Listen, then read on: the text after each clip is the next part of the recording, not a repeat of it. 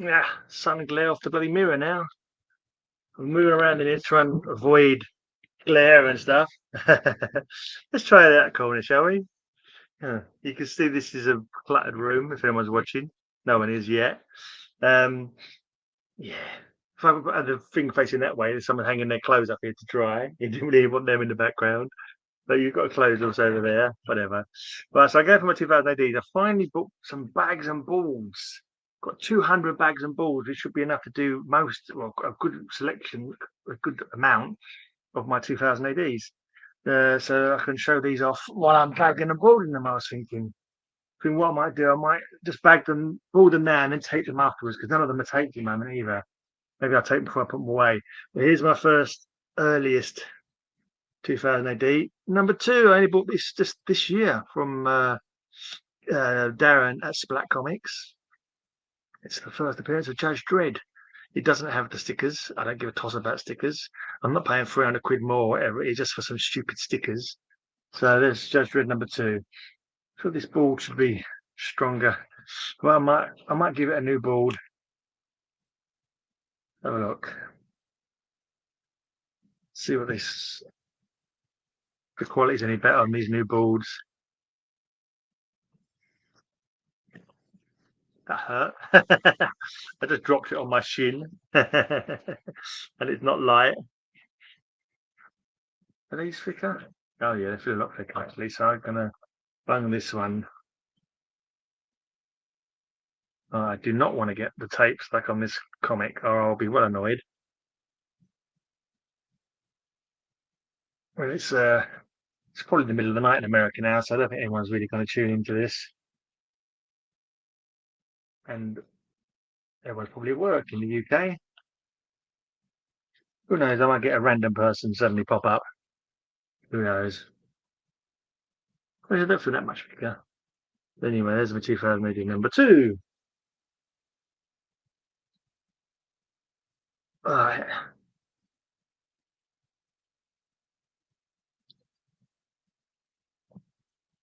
Next one I have in here is number 4, Prog 4.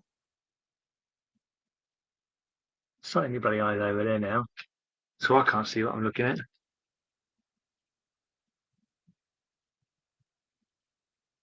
And this one's got no back cover, so I need to get.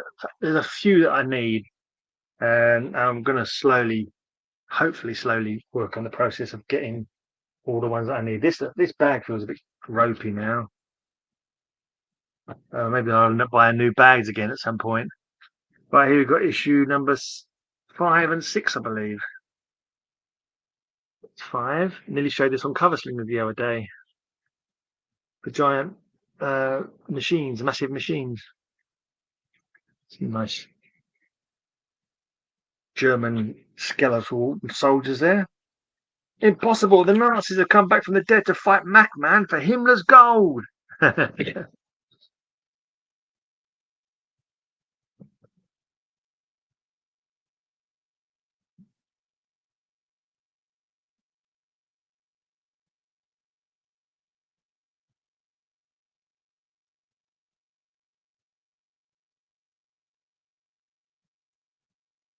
They should hold better up in the box.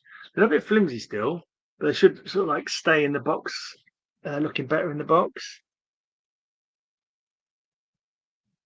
Because at the moment, when you take one out, they all sort of flop over.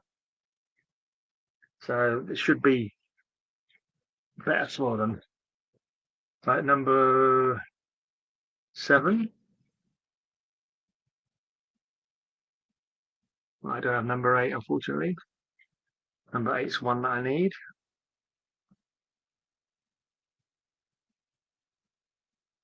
I do wonder if I should get some new bags as well, actually.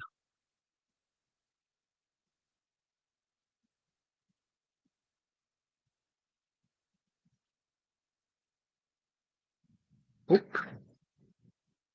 Right, number 9. And number 10. Call Me Kenneth, the mad robot. I think there's a back cover. Is this one got a back cover missing? Yeah, the back cover missing on this one as well. Unfortunately, they had posters on the back, and a lot of people cut the posters out, stuck them on their walls. Unfortunately, so the ones that are broken, the ones that have pages missing, I will try and get upgrades.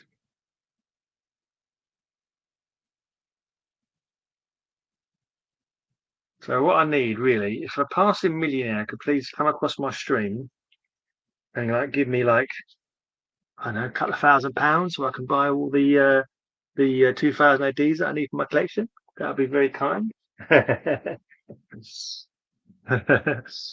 this is number, I'm not sure if I can hear me very well. I know the microphone doesn't pick up very well. Here's number 11. It's a good drawn face there. Looks a little bit like the tall man from the Phantasm movies to me, anyway. Right, bag number 11. That's number 11. Again, the back cover's missing on this one. That's a shame. I don't think these weren't ones that I had originally as kids. I didn't start collecting 2000 to into the hundreds.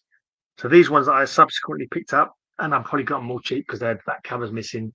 But I'd love to upgrade them one day.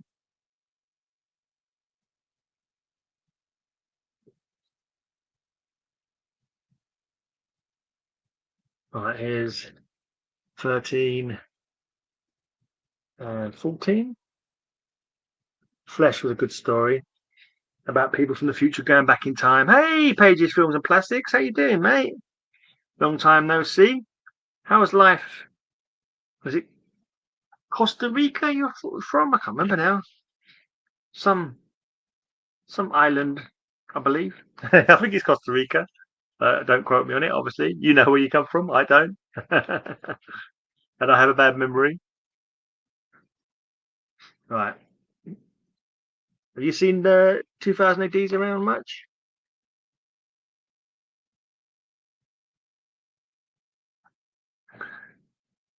Right. Are you good? Glad to hear it. Puerto Rico. I knew it was a Rico in it. Costa Rica, Puerto Rico. Sorry about that, mate.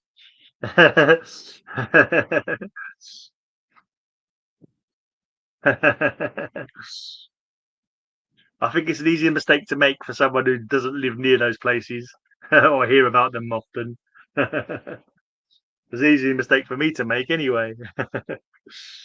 There's a corner torn off the front of this one. That's unfortunate. That's another one I probably want to replace at some point, but they're not cheap. Well, no rush.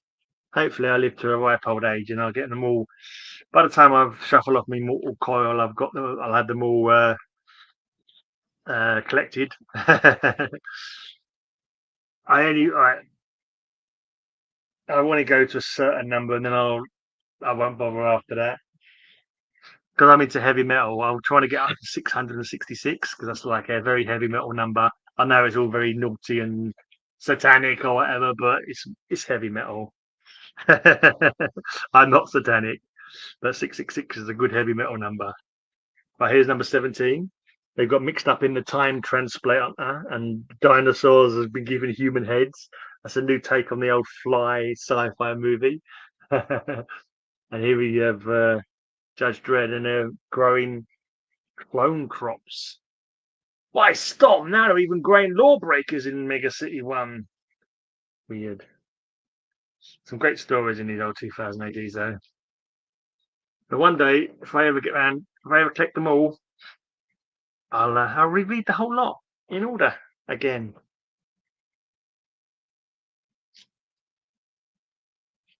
Even the ones that I had as a kid aren't in great condition now, really, because I left them up in the loft for a long while with no covering over them.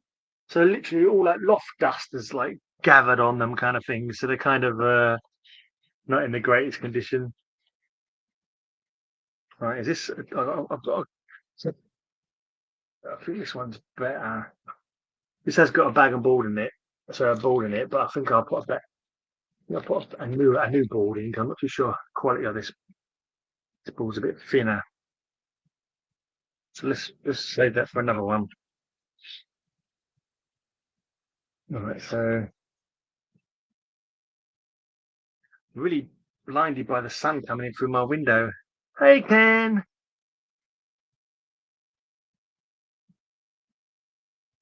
Have you seen many 2000 ADs, Ken? So you're one in person from Puerto Rico. Oh, hello, Sleepy Reader. I know you know your 2000 ADs. Is everyone at work? If you want to come and hang out, I can give you the link. Actually, I only know Sleepy Reader well enough to want to hang out with him. But I haven't seen you do many videos lately, Mr. PFP. Don't think I've seen any videos from you for a while.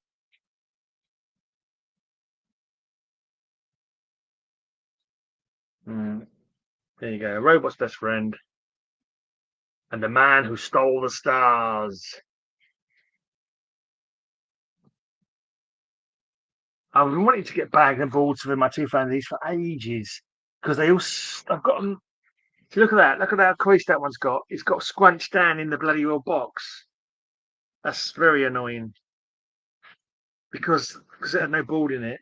So this is why you should this is why you should board as well as bag, guys. Especially with these old paper British comics. Very disappointing. But hopefully I get it in the bag, and when it goes back in the box with anything with a board on it, it will hope to it'll hopefully iron it out a little bit, and it will get flatter again with a bit of luck.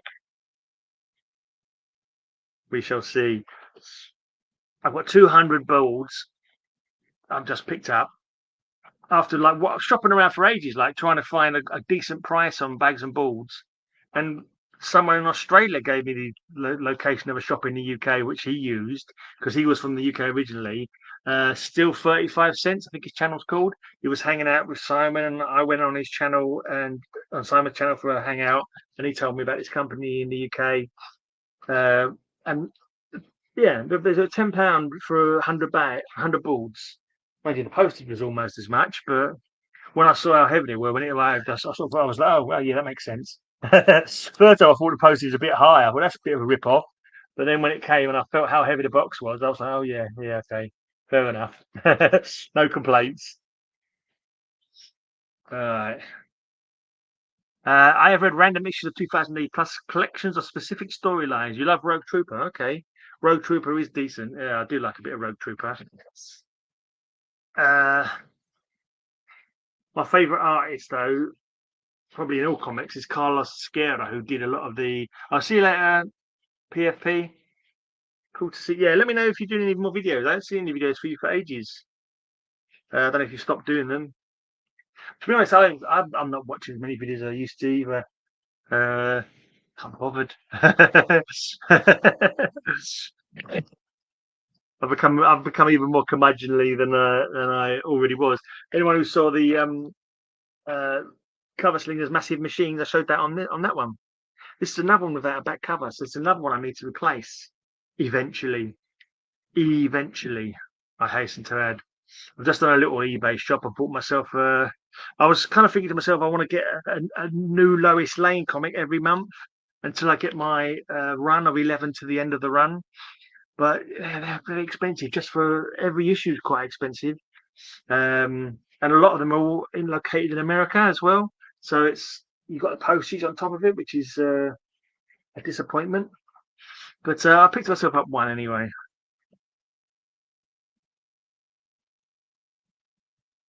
Grey man moving to Dagobah soon to be left alone.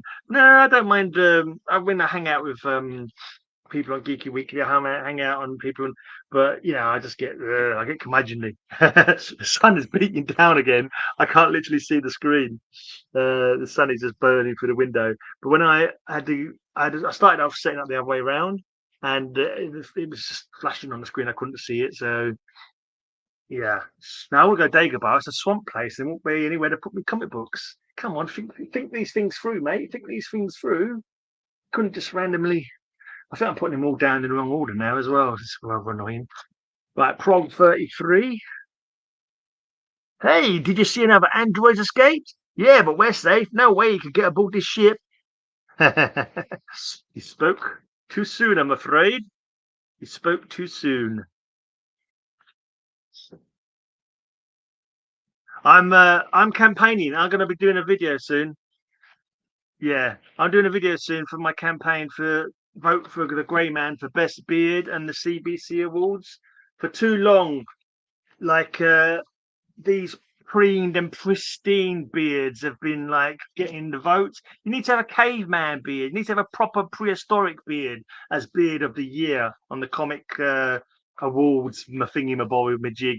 So everyone vote for Grey Man for best beard. All right, guys. This is the kind of beard that sailed the seven seas back in the day before compasses.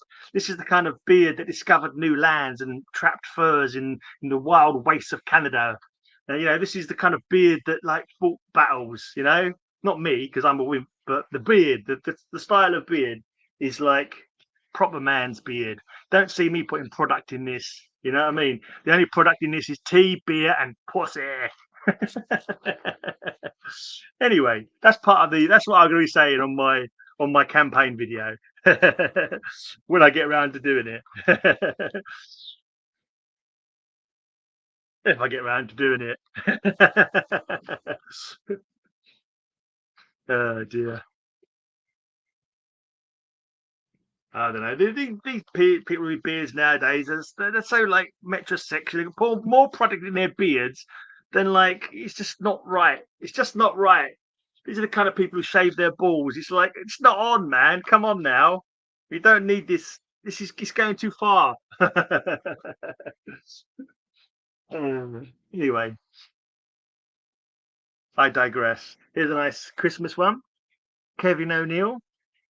He did the art for Martial Law. If you've seen the Martial Law comic book at all, which is a great comic, Martial Law. He also did League of Extraordinary Gentlemen with Alan Moore as well. He was the artist on that.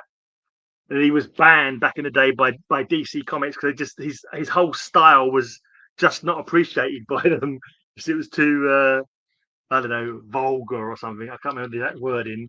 But he did a Tales of the Green Lantern Corps story. I think it's the one where Atrocitus was first introduced, or his planet was, I think. And yeah, for some reason, it was the Comics Code Authority did not. Oh yeah, I remember you saying. I think I remember you doing a video once where you said you voted for Cover Slingers. Yeah, that's cool. Yeah, I was thinking also doing a video like saying doing the Grey Man Awards where I award myself every single every single prize for everything. I'm thinking of doing a video for that. We'll see if I get around to it. I have lots of ideas for videos, and quite often I just don't bother because like no one's going to bloody watch them. So what's the point of bothering? I just get down. I get down. That's why I get down because like so many things I've started doing and no one watches it. I'm like, I can't bother anymore. So I give up easy. Right. Okay.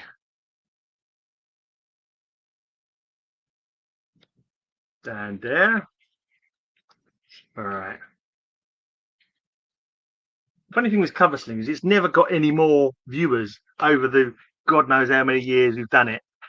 No, the Grey Man Awards are all going to be won by me, Kyle. It's the only way. It's the only way that makes sense. Best beard, sexiest geezer, best ongoing series, best recreation of comic book ads into videos. That's definitely me. I've done so many different things with comic books, but unfortunately, no one likes comics, it seems. So they don't watch them for the comic books. So there are all these comic ads, all these comic strips, turning Blinking Wheel comic stories into videos. I've done comics on location. I've done panels that please me. I do like front cover videos and yeah, then I just give up.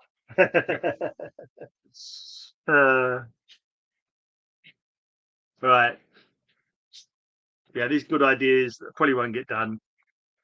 I've started doing stuff again in the metal kind of branch of my channel. I think the break. I keep thinking about it loads of times, thinking about it, of just making new channels because my channel has suffered. I think because of the fact it's not just the one thing. I should bite the bullet and make a metal channel for my metal related stuff, a comic channel for my comic related stuff, and maybe that will help my algorithm. But it's all about the algorithm gods, unfortunately. And because I do lots of different things, my algorithm is up the arse. Basically, it ain't working. My algorithm's buggered. I think that's the the technical term for it. That's not what they call it on YouTube. If you look at why is my algorithm bugged, it's not there in the search, but I'm pretty sure that's the case. I could be wrong. But is issue 59? Mike McMahon, I think.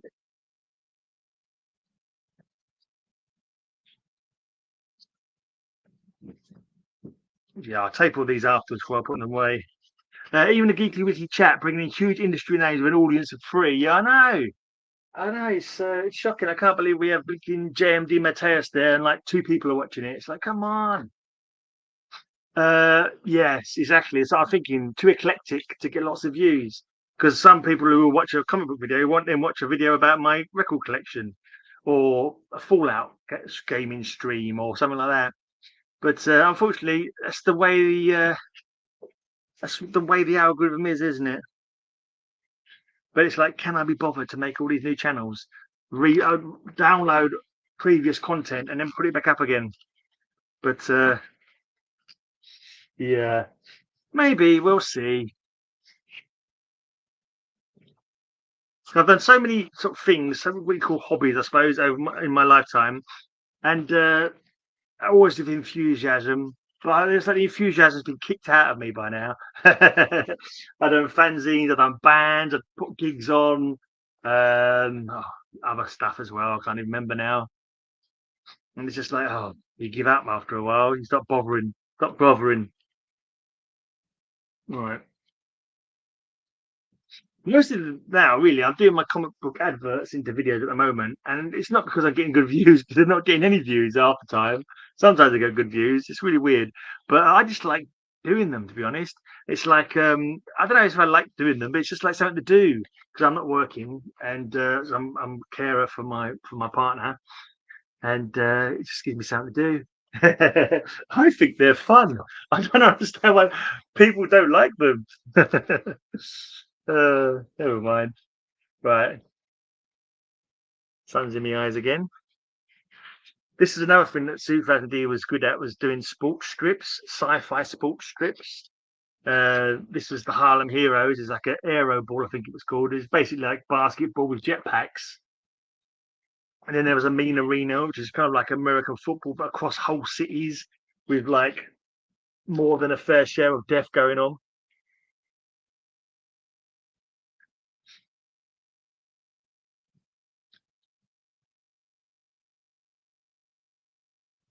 Where's that shadow coming from? Is it from behind me?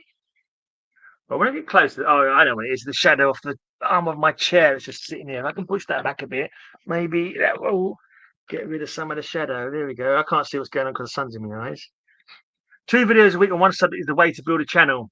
But if you don't care, just have fun. Yeah.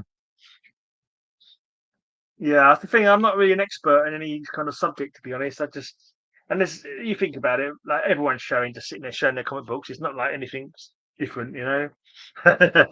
Just doing that, you can understand why it doesn't really get many views, because there's a million people doing it. But anyway, yeah, it's a great cover.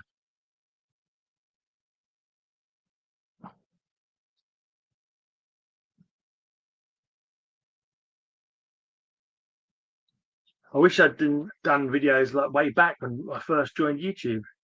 But when I was first doing YouTube, I was just mucking about. I wish I'd started like when I was, when I first joined YouTube. I've been YouTube like 17 years. I've only been doing comic book content for 7, maybe.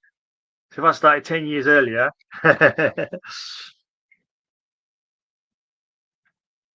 I could go back in time, I'd start different channels. So I had one for me heavy metal videos, one for me comic book stuff, and back when I was buying comics like regularly, so I have more to talk about. Maybe I'm not really going through my old comics again. I've done that twice already, but just show new hauls when I get them. Really, cover slingers is fun. Sometimes it's fun. Most of the time it's fun, to be honest. Sometimes because I get like quite depressed quite often. So sometimes it's like I think, oh, I don't want to do cover slingers. I can't be bothered, you know. Sometimes I think that to myself. But then it ends up being the most fun I have all week. So it's like, okay, so I'm glad I did cover something this week. There you go. The Jolly Green Giant. Ho, ho, ho, Green Giant.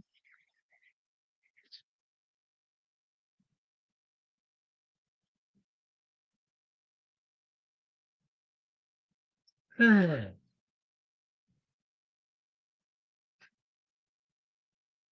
what I might do if I start a heavy metal channel up like separately, I do a load of like 1 minute videos, load of shorts, see if I can get a lot of additions from there. So all the old gig footage that I've got on my channel, I'd break it into like minute long videos, 3 minute videos, and just see if I could build up from that. Get a load of old demos up there that some of the things that aren't copyrighted. But anyway, we'll see. We shall see if I do anything.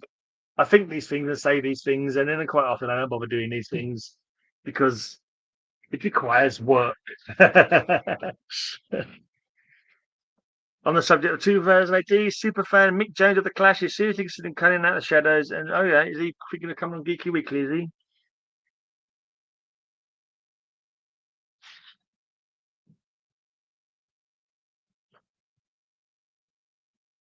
So he's not the fellow who became a chiropractor in his later life, did he? Kyle, do you want to come on? By the way, Kyle, do you want me to send you the link? Or are you just chilling out in your garage?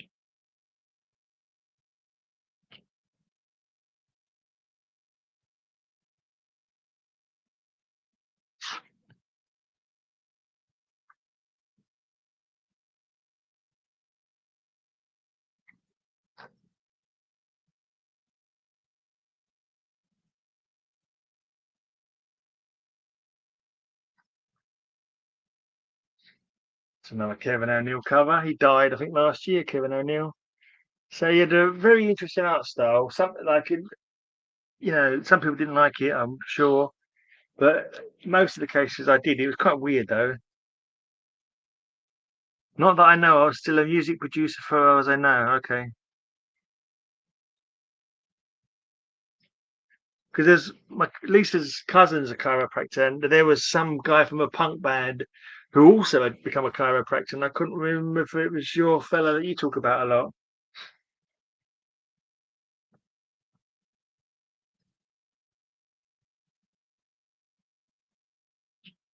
There's a nice Flesh cover.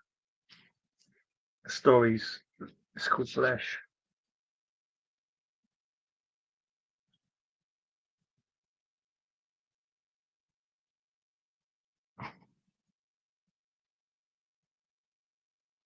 A little tear in the back of this cover, so I got to put this board in without pulling that bit off. Maybe I'll give it some tape at some point.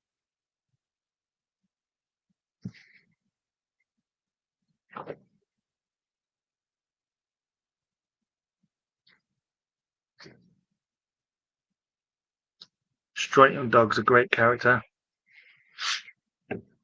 Another one drawn mostly by Carlos Osquera, my fave. But is this another one with a missing back cover? Yeah, another missing back cover, yeah. Don't die, Sob! Dear Judge Dredd, please don't die! His robot's got a speech impediment. Walter the robot.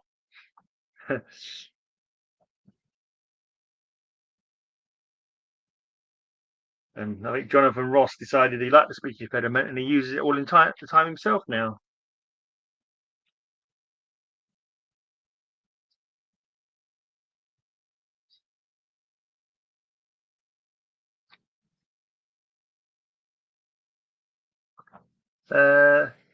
Yes. Well, not 2000 AD often before I collected 2000 any American comics regularly. Back in the day, I never collected American comics as a kid. I had one or two. I didn't have a lot of pocket money because my mum was a single parent with 4 kids, and so we never. And my dad I see every other weekend, And so I never had an awful lot of pocket money, but every now and again I'd pick up an American comic, or we'd go to a jumble sale and there'd be some American comics there, and I'd have some pocket money to spend on some American comics. But I never started collecting superhero comics properly, regularly. I mean, I had a few British reprint ones, not many, a few. And I had a few that I bought from the corner shop around the corner from my dad's um, back in the day. But it wasn't until I actually was a grown man with a job that I started collecting superhero comics regularly. Because a comic shop, I used to go. I used to get. I had a few collected ones. So I used to go to Forbidden Planet and I buy some in there, and also I buy a lot of 2000 AD stuff in there as well. Um, but I didn't start collecting Marvel and DC regularly until mid-80s, probably. Oh, right, Terry Chimes, the original Clash drummer. Okay, he became a chiropractor. Yeah, I thought it was a drummer, actually, now you're saying it.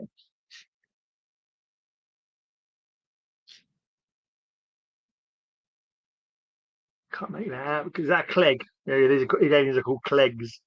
And there's Judge Cal, I think. Mad Judge Cal. Onward, my beauties, sing while you slaughter. Slicey, slicey, oncey, twicey, claw and fang, kill dread nicely. Claw and fangle, sorry, kill dread nicely. Yep, I'm sure it will. 2000 AD, Star Lord. There's Sam Slade, the Robo Hunter. That pilot's name is Kid, something Kid.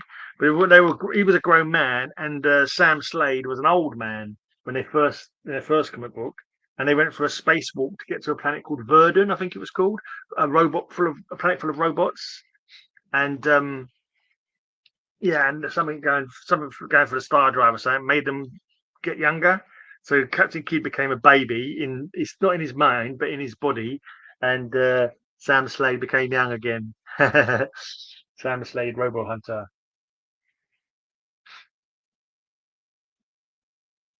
Is that too far? Is that Strontium Dog there? Yeah, Strontium Dog at the front. Sun in the eyes, I couldn't see. Death on the Mutant Express. Johnny Alpha was a great character. Johnny Alpha, Strontium Dog. Basically, Bounty hunters in space, going after aliens on different planets. Great bloody concept, to be honest. Really, really good concept. Great stories. And here is Johnny Alpha, Wolf Sternhammer, his sidekick, and the Gronk, kind of their pet, but there is a sentient being. But Gronks from the planet Gronk have got very bad hearts. I think they've got a few hearts, but if they get scared, the hearts just go, and that's it. No more Gronk. I am putting them front to back. I am putting them front and back, Carl, but some of them I don't have the two of them in the bag because I don't have the issue yet. So you see this one, 107, 108. But the other ones, the only ones that you saw previously, with only one in the bag. It's because I don't have the corresponding one. So, example for this one, I don't have the other issue to go with it. This is when it teamed up with Star Lord for a while. I've nearly got a full Star Lord run. I said no, I'm trying to complete the Star Lord run so I can. I'm gonna when I've completed that, I'll give them a good read. And I'm trying to get Tornado as well, actually, although I've only got one so far. But eventually, I'll get Tornado, which is another comic that teamed up with 2000 AD back in the day.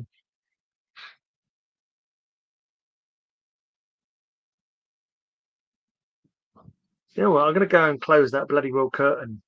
But bear with me for a minute because that sun is just doing my head in. Oh, hey, yeah, old man standing. Oh, it's not good. It's not healthy. Oh, oh, blimey. It's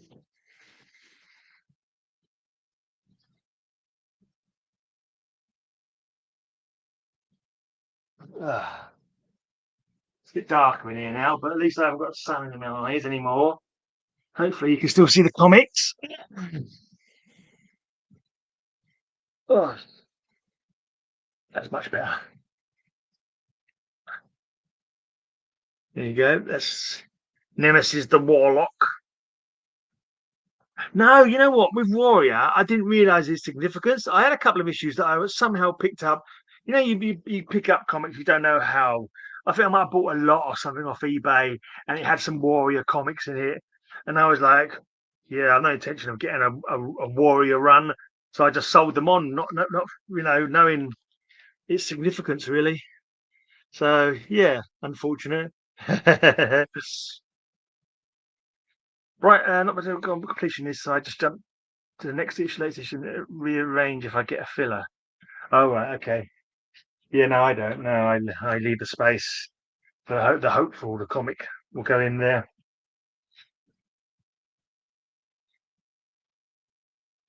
Some robots from Rojaws. So Robusters, sorry. Rojaws is one of the robots' names. It's a war robot in there called Hammerstein. And later on, well, I think it was later on it became a team called the ABC Warriors, Atomic Biological Chemical Warriors. And there was a bunch of robots. Here's a cool one. A lovely drawing by Carlos Esquerra, Johnny Alpha. I love how Esquerra's stuff. It all looks so gritty. The characters look so gritty, and they're all very much. They all look like Lee Marvin and stuff like that, like sort of film stars of that era.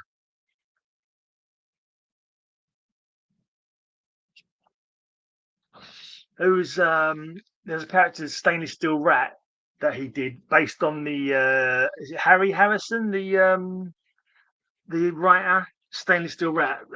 Scare did the art for it, and he looks like James Coburn. He just looks 100% like James Coburn.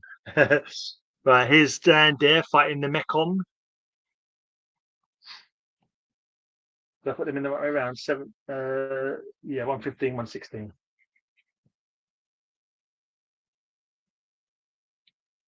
2000 Ds are awkward because there's so many different sizes over the years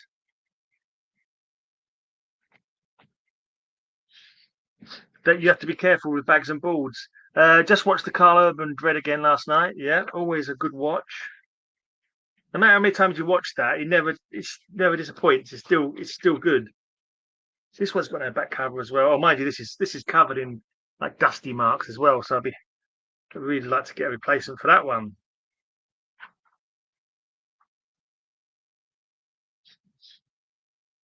If you guys happen to see any passing millionaires, get them to come my way and super chat me tons of money so I can buy all the comics I ever wanted.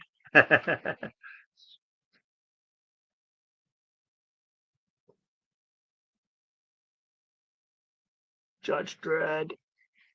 That looks like a Ron Smith. Is that a Ron Smith cover? Yeah, Smith. Written at the bottom there. I think Ron Smith was still doing 2000 AD art into his 80s. I'm pretty sure I remember hearing that once. And he had a good style as well. I do like Ron Smith's Dread.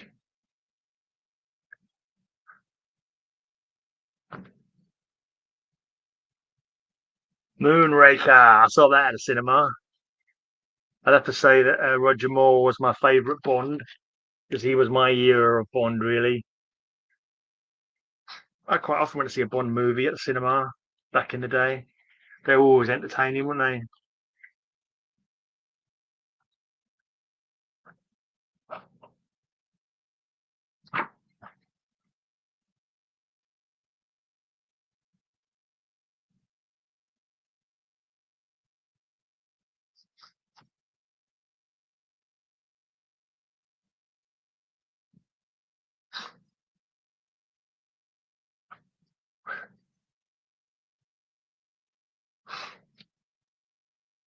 Ah, yeah. Yes, yes. 2000 AD did a couple of books of Stainless Steel Rat, and they were great reads. His beautiful wife, beautiful but deadly wife, Angelica, I think her name was.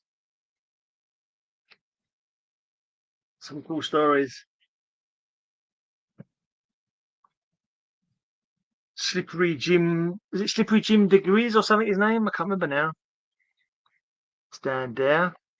Originally from the Eagle comic back in the day. He was like a 50s British hero. Old Dan Dare.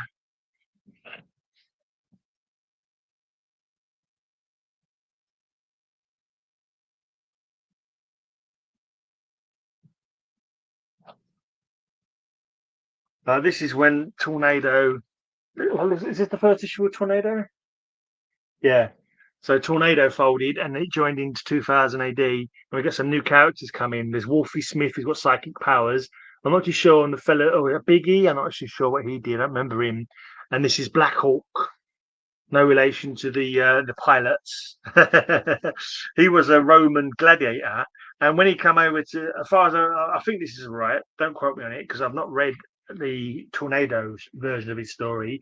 But when he was in Tornado, he was just a Roman gladiator. And then when he came to 2000 AD, he was abducted by aliens and then became a gladiator in an alien gladiatorial arena, which was great fun. Yeah, they haven't got to be interested in comics. It's got to be like crazy millionaires who just happen to like giving lots of money to random streamers. That's what they need. That's all I need. Just somebody does it for their own content. Oh look, here's someone. Here's a miserable bastard with no friends. I'm gonna give him £1 million to give his reaction, and then I'll put it on. Yeah, and I'll be like, jumping up and down, flapping me willy in front of the camera. And then I could spend it all on comics and rent and stuff like that. The good stuff. But I don't expect it to happen. But it's okay. I just get on with must. I just get on regardless. The Magnificent Seven are here. Spread the word. You got the Mess, Hammerstein, Deadlock, Joe Pineapples, Black Blood, Mongrel, and Happy Shrapnel. Yeah.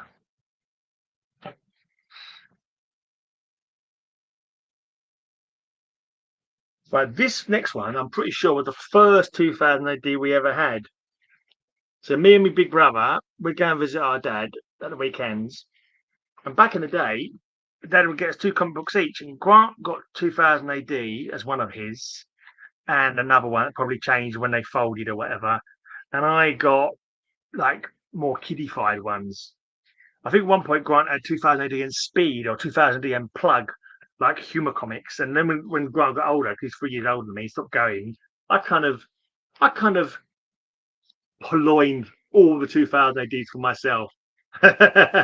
Don't tell him, all right? I kind of stole them from my brother.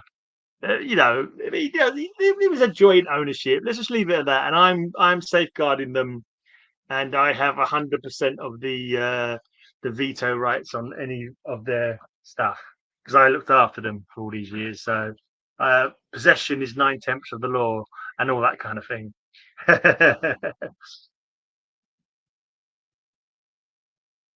Zorgon wanted, Zaptor alive. And here's where they've won the Eagle Awards. Top British comic, top British character.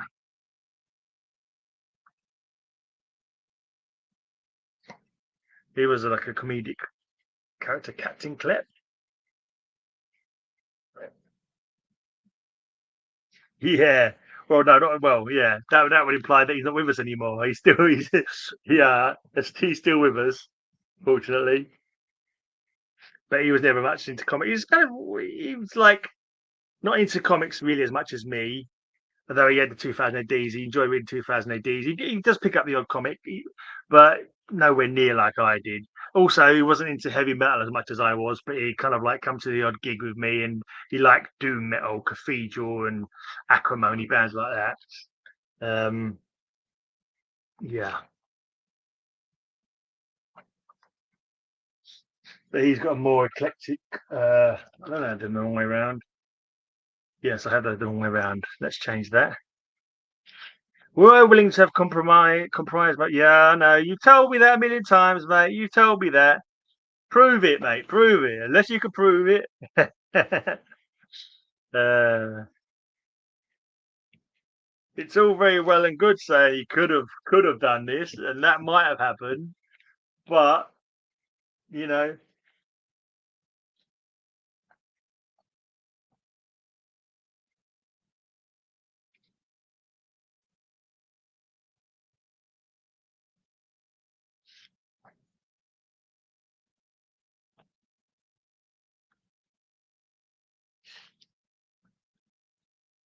There's not much mileage in coulda, woulda, shoulda stories.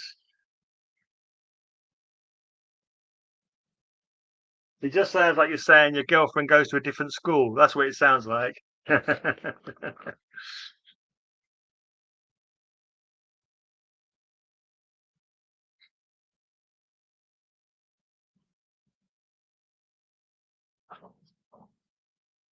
Design your own alien. Galactic growth to be one inside.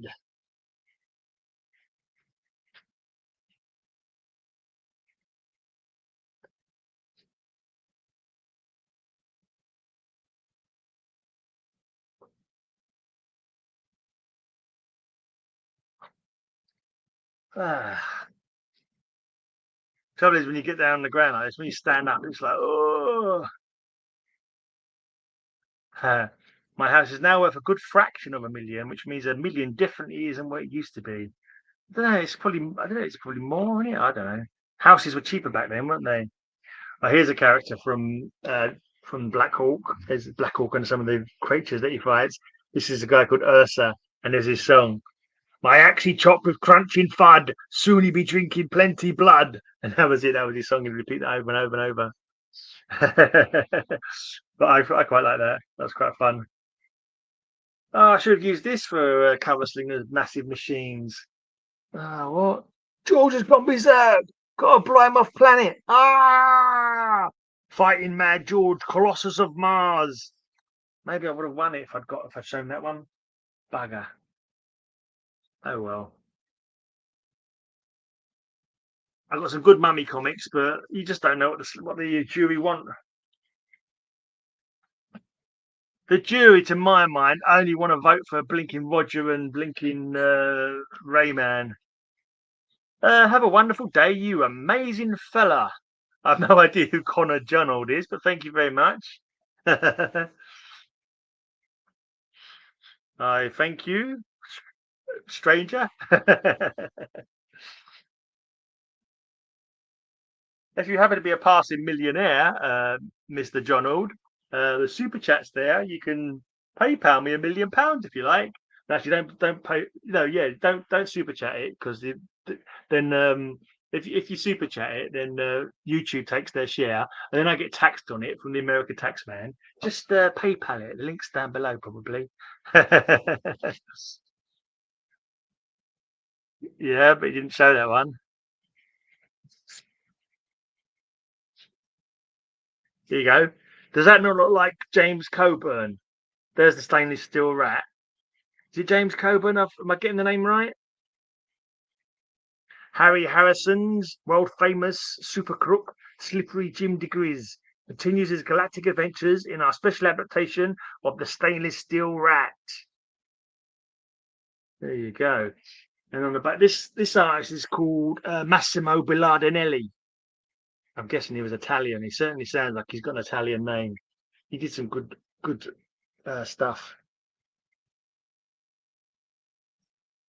Now sadly passed.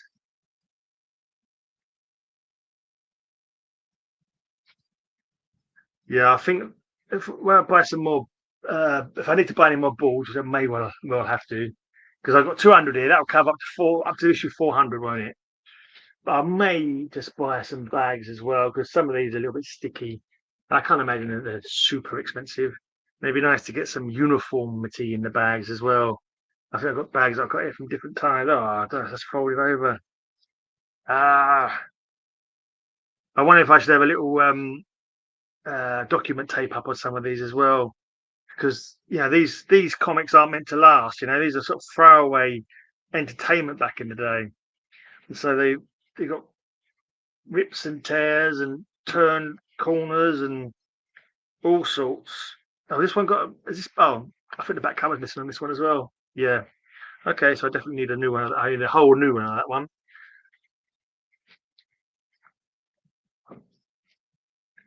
If anyone's after any 2000 ADs, I want to do a trade. There's stuff that you can get in America that I can't get here, and I can send you 2000 ADs. 8th of December 79. That Italian one is what I have signed by Nick Jones. This one? Is that the one you got signed? I thought you had a different one signed by him. 8th of December with Massimo Ballardinelli. Because you've shown that one so many times. I'll show you a different one. Maybe it wasn't. Can't remember now. I'll keep my eye on them, mate. I'll keep my eye on. That's the best way to do it. That is the good way to do it. That way I avoid paying tax. I pay more tax than American tax. Does anyone over there happen to be? You're not a tax expert by any chance, are you, Sleepy Reader? Because my paltry earnings from YouTube gets taxed in America. I pay more tax in America than I do here because I'm not working. So it's quite annoying. I get like 30 quid maybe. I get about 30 quid a month. That's 60 quid over 2 months is what it tends to work out to. Most of that's from super chats from Werewolf by Lunchtime and yourself occasionally as well. Thank you very much. Not hankering for it. Just mentioning. Yeah, and the tax man in America, some reason say, "Oh, we'll have some of that." Okay, was it that issue? Was it okay? I can't remember now. You showed it enough times, and I was just like, and I remember seeing it. Oh yeah, I know that comic. I know that one. I remember that one, but I've kind of forgotten it was that one that I just showed. If you catch the drift. There we go. Merry Christmas, Fog. Here's your present. That's Fog the Mighty, the editor, the alien editor of 2000 AD.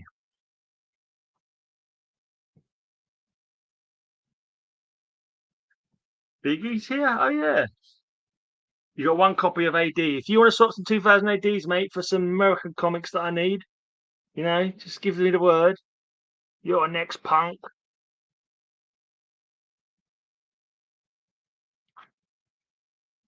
That's Stanley Steel Rat. That's his wife, Angelica. No, Angelina, not Angelica. Angelina. Okay, I remembered it wrong. But did no one said? Do you think he looks like James Coburn? Did we get an answer on that?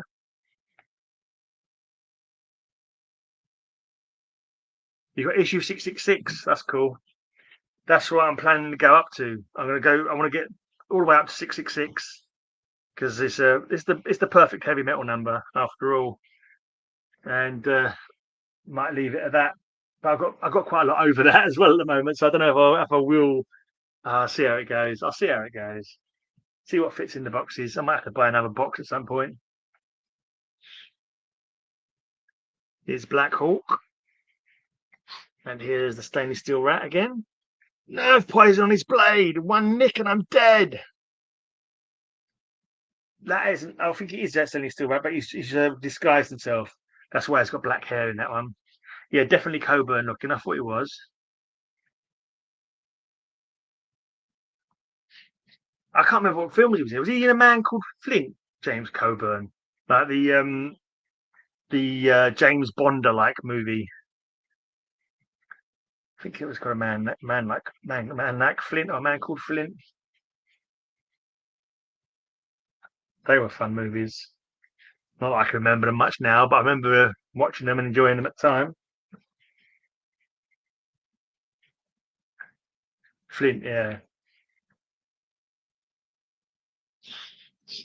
Get to the stage now where I kind of remember stuff, but I don't remember it. I remember liking it, but don't ask me anything that happened in the whole of the film. But I do remember it was good, but don't ask me anything else about it.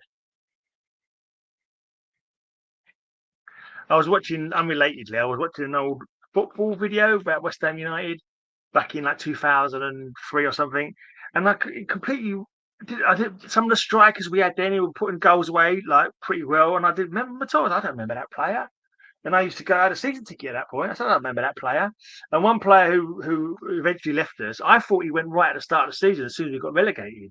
But no, he was still like playing for us for a few months after that. So it's like your memory just ain't, yeah, it ain't where it used to be. Let's put it that way. You remember things differently in your head. You probably make your own narrative up and then you believe your own narrative. That's what they say as well. I was watching the film the other day. A man called Finn Marco enter Sandman. Yeah, you're mixing up your genres there. Yeah, I was watching a horror movie the other day, and he mentioned a fact that I think I'd heard before that you don't really remember your memories. You don't remember something; you remember your memory of the something. So you remember the last time you told the story, rather than the actual real event. These were little assassins, robo assassins. They were tiny little cute little things with fangs and blasters out of their mouths. They were quite fun. There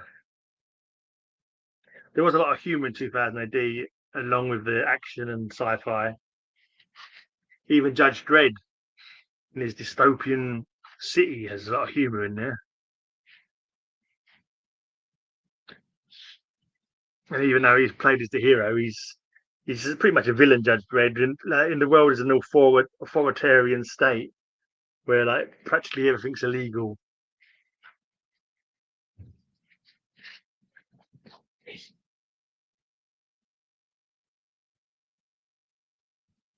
This is the VCs.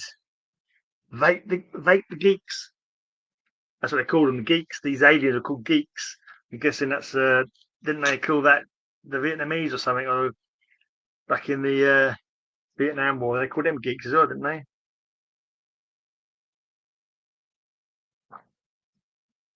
The search for the Judge Child, that was a big story.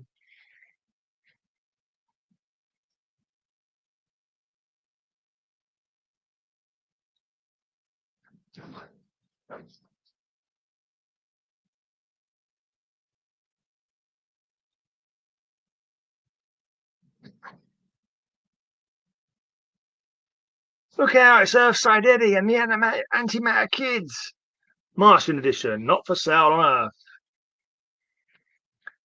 Not a nice word. What word's not a nice word?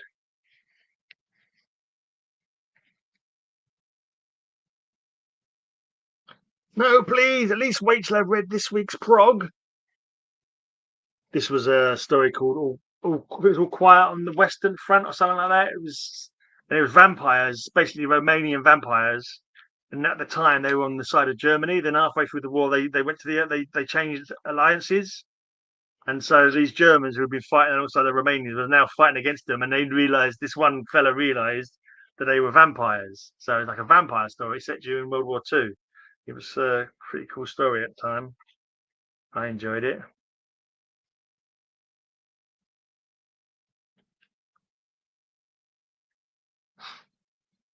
Yeah, I've got no idea what the nice word was that I said.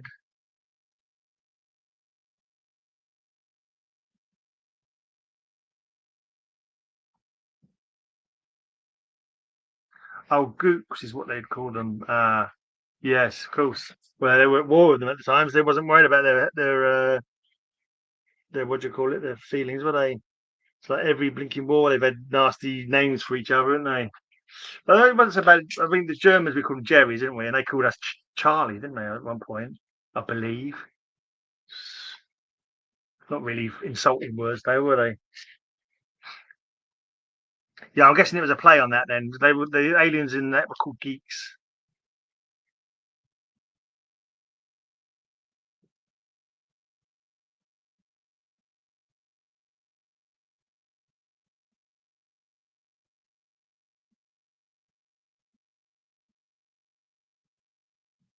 There you go, the Angel Gang.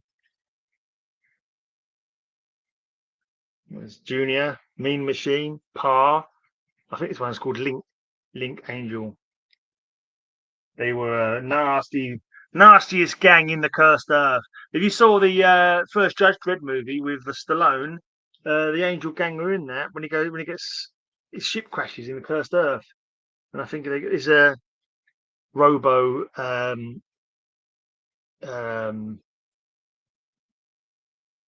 oh bugger, what's they called? The gangster boss, basically. Um,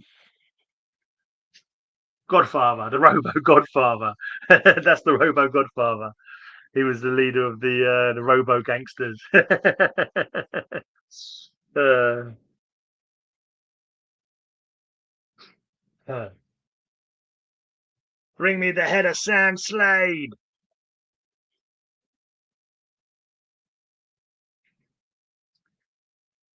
Okay, mate. Enjoy your lawn work.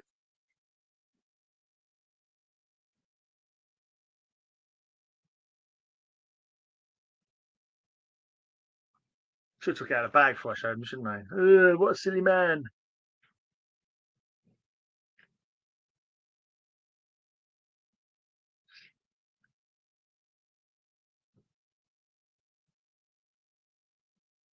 So here's some cool work by Kevin O'Neill.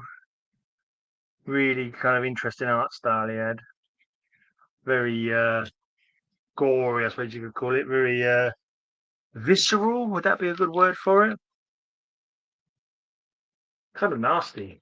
A lot of his stuff was freakish and grotesque. You could say quite a lot of his art.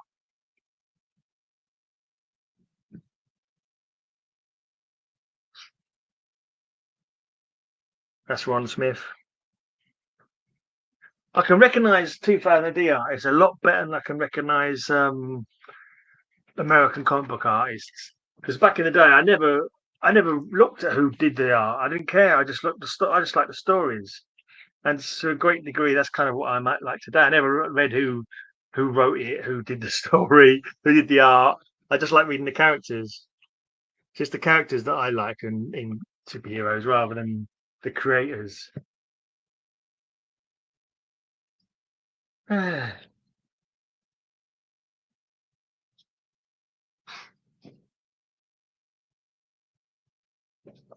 know, a Kevin O'Neill piece.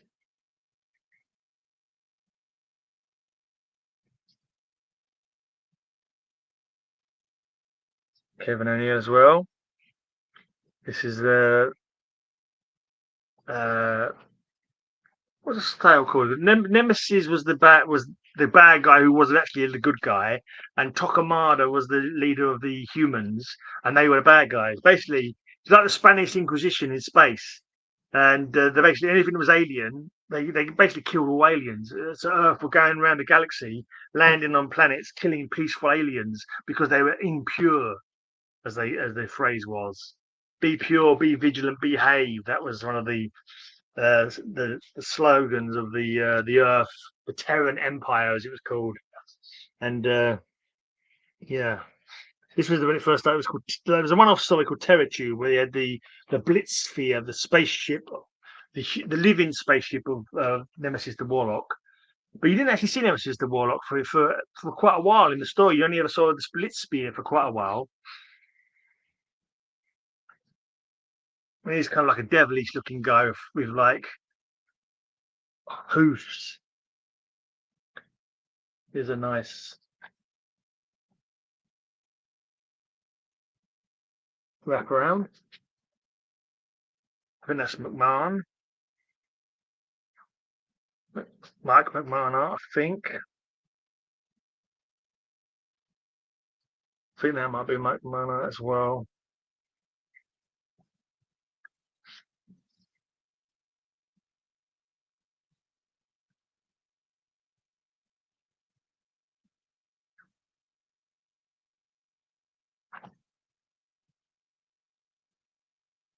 Oh, it's 6:30 now.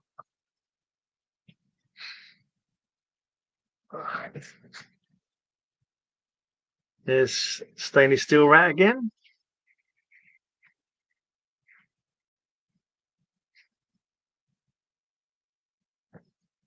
There's a bloody hole in that comic. Damn.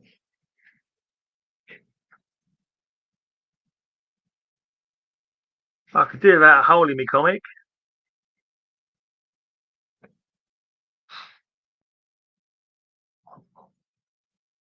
That looks like another one I need to get a replacement for.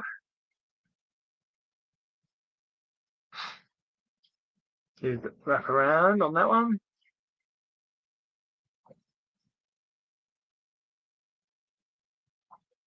Issues 171 and 172.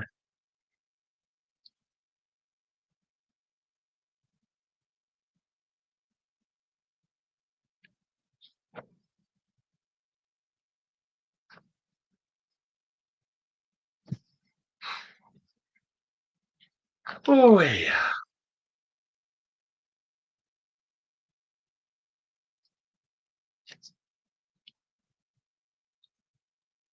Well, that's 175. Don't seem to have 176 yet.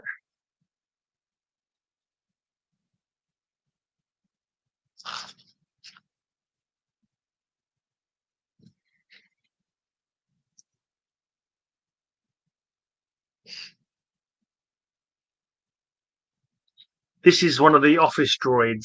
So I can't remember the word. The idea was that the 2000 AD staff was all robots, and so the actual real staff were robotized for the stories. They occasionally let stories set in Farg's editor's office, and this would be one of the creating droids. So you have a droid for everything. I think I've got a cover somewhere that I think I might have shown it on Cover Slingers once with a droid version of Alan Moore on the back cover. There's like a portrait with a droid version of Alan Moore. Quite fun.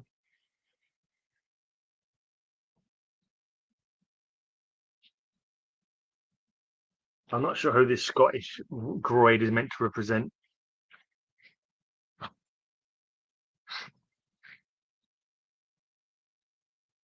Is Striking Dog, Judge Dredd. The law is the word.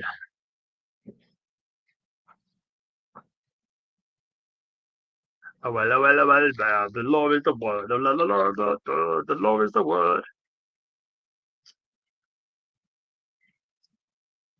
I wish I had these bagged and boarded from when I was a kid.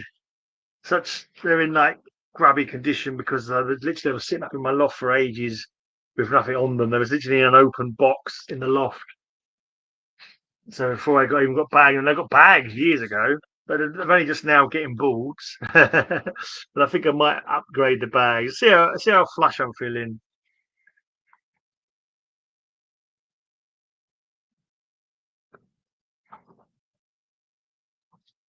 That's the thing with me. I always want more comics rather than buying bags and boards.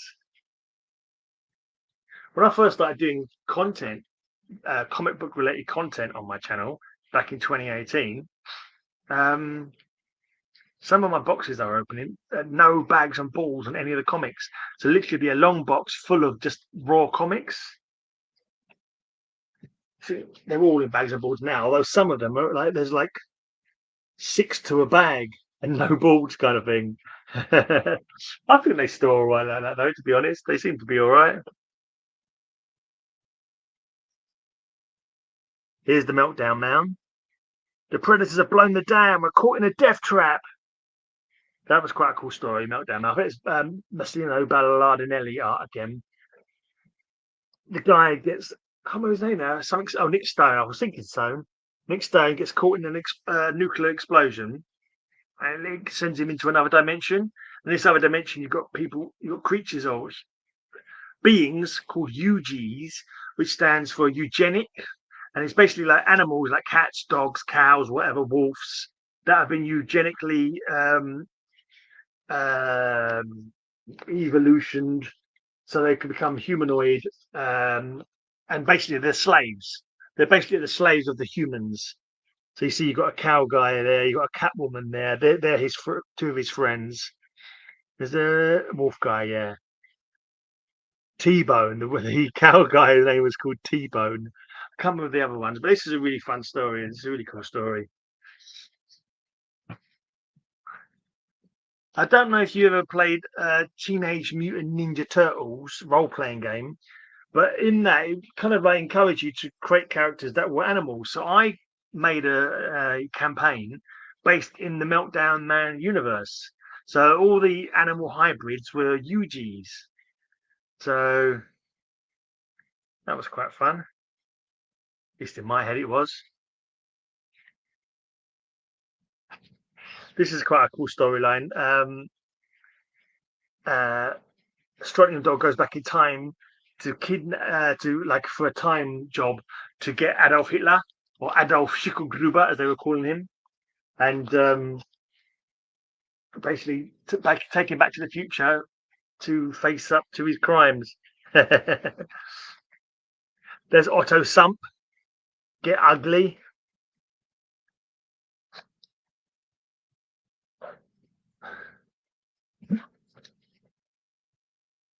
I mentioned earlier on about sports stuff in sports stories. There's Matt Talon in the story called Mean Arena. which is really fun, really good action. I can't remember what this artist's name is now. I think he's a Spanish artist. See if I can find this. Was called, I think it was Apocalypse or Armageddon or something. It was an interesting story. It was space, but there was like a devil in it somehow. I can't remember now.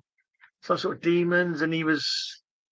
But in the end, it all turns out it was like a higher beings, like a video game. And at the end, they start up again, and these are the new Adam and Eve. Return to Armageddon. That was it. That was what it was called. That was quite a cool story back in the day. Who's the artist? Redondo. I'm not sure. I don't know if it was in relation to Nestor Redondo. I think it was someone of that maybe of that creative family. I don't know. I did see someone posting about it on Facebook the other day about Redondo.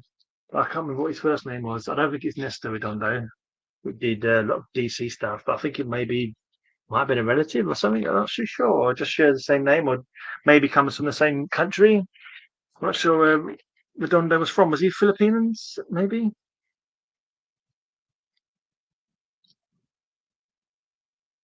Gonna hang you, Alpha. Hang you high.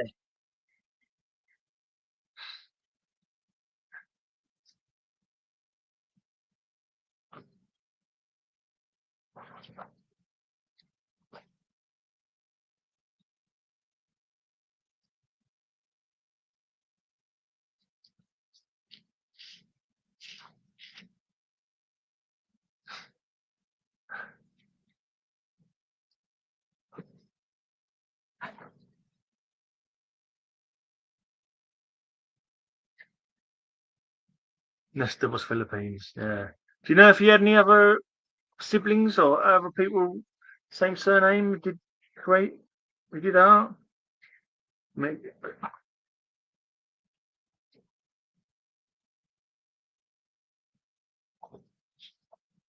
Do adverts on the moon in Judge Dredd. They're beaming adverts onto the moon. I wonder how far away from that we are still. I wonder if that will ever be a thing. I wouldn't put it past.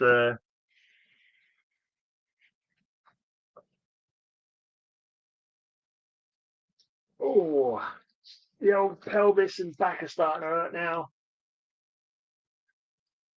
I don't know if they were related. Yeah, neither do I. Neither do I.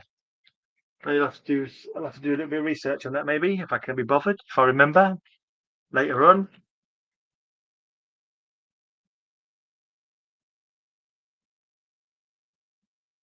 That's definitely Microman. Yeah, I think it says McMahon outside. 1981 is the year of the alien.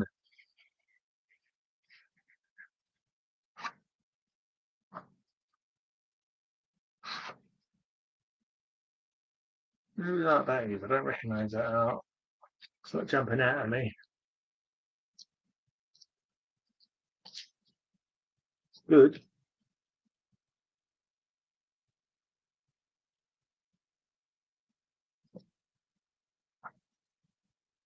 Oh, this is another one from the Turn to Armageddon storyline. That's the villain.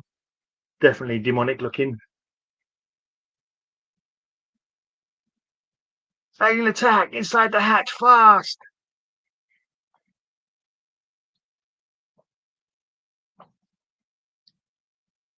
Gibbons, Dave Gibbons. That is Watchman fame.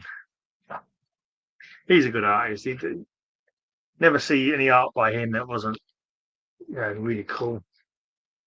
Very clean style. I think you never looked at his art and couldn't work out what was going on. I think occasionally you'd have an artist you look at it and think, what's happening in this picture? Too much shadow or something like that. But with Gibbons, it was always really clear and crisp. Same with Steve Dillon, I think. But here we have on the back of this one. Oh, there's another. It's the pack of the thrill suckers. The thrill suckers are attacking. That's Ian Gibson art, I believe. Ian Gibson. looking at the guy's face, he looks very much like Ian Gibson to me, who did The Ballad of Halo Jones, would be the most well-known one of his. Of course, Alan Moore wrote it, and Gibson did the art, I believe.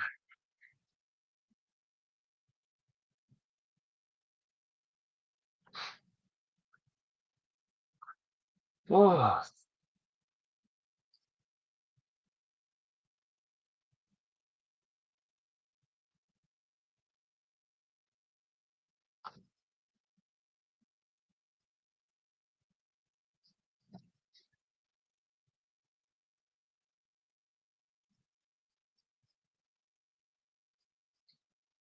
right.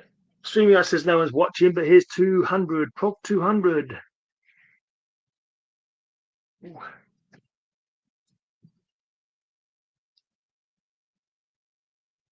201 and 202.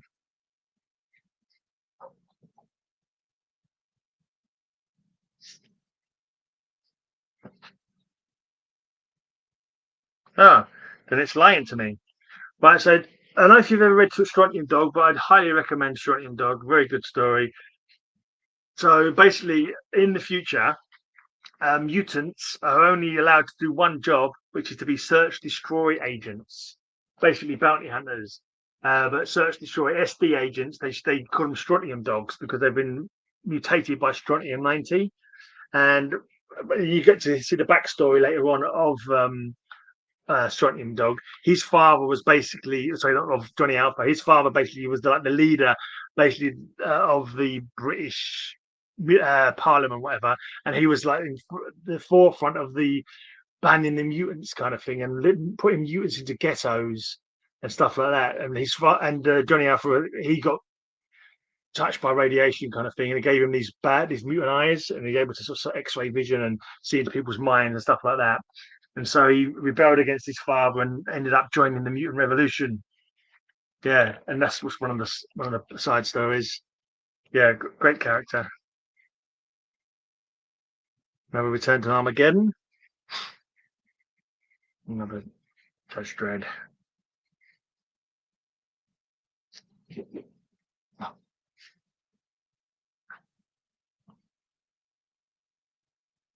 So that fella there from Return to Armageddon, as you see, he's a twisted monstrosity. He was a normal looking fella, but he got cursed by the devil fella. But he had a belt that allowed him to set time back like 15 seconds or something. So he was getting cursed and deformed by the devil thing. And I remember at the time as a kid going, "Oh, use your belt, go back in time and save yourself." And the next issue, he does use the belt to go back in time, but he then gets affected by it again. Like the devil sees through his technological device and still curses him with the twisted body. This is one of the UGs from the Meltdown Man story. Is a polar bear that's been out of the way. Gulp's poleaxe is coming through, and this one is just an American graffiti. Judge Dredd mounts a cleanup campaign. Here's another one back for the gunfighter. Hubba bubba.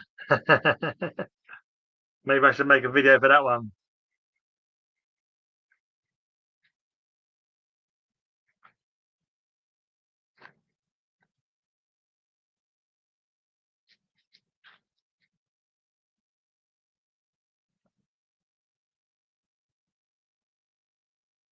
By this one, I remember as a kid reading this, and I always lived in East London, and I vaguely knew Croydon was somewhere in South London or something.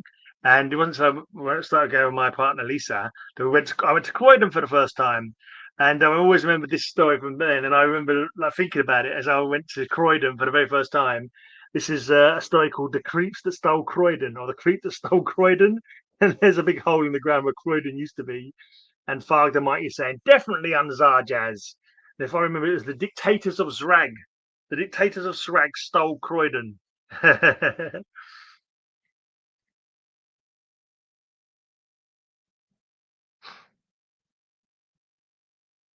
That's the Return to Armageddon. It says here Zarjaz's 4th birthday issue. And this must be the 4th birthday of 2003. So Prog 208, 52 issues a year. So yeah, it's only So it's only 4 years old at this point, apparently. Makes sense. I think every time I go to Croydon, I think about this cover, the Creeper Stole Croydon. I was doing a comics on no, Croydon's not famous. It's a bit of a rough area. It used to be outside London because of the spread of London. It's now counted as part of South London, even though it doesn't have a London postcode. It can be a bit rough. I never had any problems when I went there, but we always go stick to the shopping road. And there's a comic shop there that I go to fairly often. If I've got a bit of money in pocket, I'll go to a place called a Place in Space, which is in Croydon, and they've got a fair selection of back issues. But I've shopped there quite a few times. Yeah, I wouldn't say it's famous though. I do think it was mentioned once in a Sherlock Holmes story. But at that time in the story, he gets on a train, he goes to Croydon, it's out in the countryside. It's way out in the countryside, not all built up as it is nowadays. So I always found that quite amusing when they talk about old places in old stories and to think how they've changed in that time, if you know what I mean. I'm sure he goes out to Croydon at some point. I'm sure I've said else I was going to talk about. I've forgotten it was now. But anyway, if it doesn't come to me, it probably wasn't important enough. Here's some He's Deaf to the Norms. This is part of the uh, uh, mutant army. I can't remember called. There's another name. Some Revolution Army, maybe. I can't remember now. The funny thing is, at this time, in this story, Britain had nuclear bombs hit at one point. That's why there was mutants, and the Parliament was in AxMinister, and rather than Westminster, AxMinister's a bit more further out. I kind of go through AxMinister every time I go visit my dad, and every time I go through AxMinister, I think about this, about Strontium and Dog.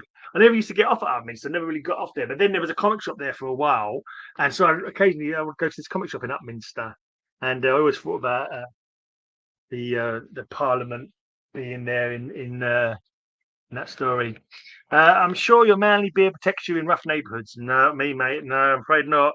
See, the beard is super manly and proper man's beard. Unfortunately, this is a weak ass person holding it up. Couldn't fight his way out of a paper bag. So I prefer to stay indoors and never go out. No.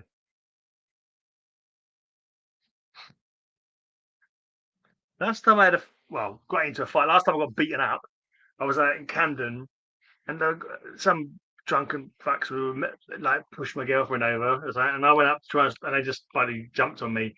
And the weird thing was, everything went black. It was like, I don't know if my hair got in my face or I couldn't see anything. I was blind for about while I was getting my head punched in. I went blind momentarily. It was really weird. Some kind of I don't know, some kind of weird chicken defense. You can't see nothing. Maybe it won't hurt me. But that was really weird. So anyway, I try not to get into any fights.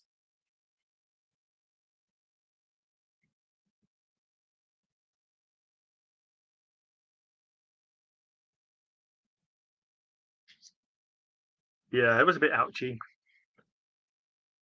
But the good thing was I took some time off work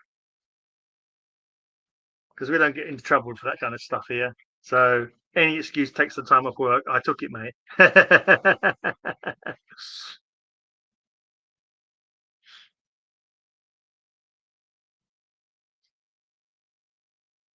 This comic here, there's a best of 2000 AD monthly that came out a little while afterwards, and I'm pretty sure I sent one with this cover on it to Rayman because I know he's Italian origins, so I thought a spaghetti monster on a comic book cover would appeal to him.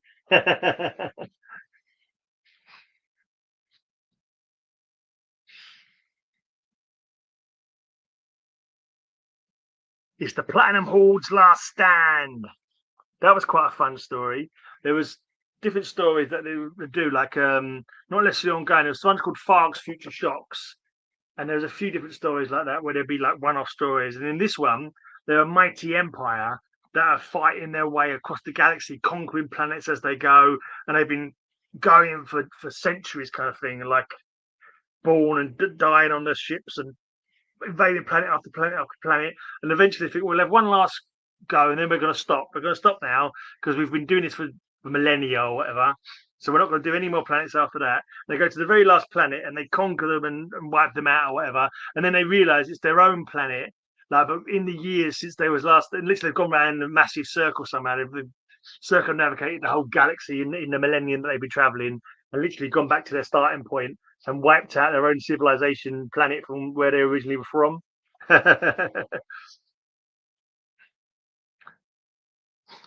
So there's young Johnny Alpha. There's Midden Face McNulty.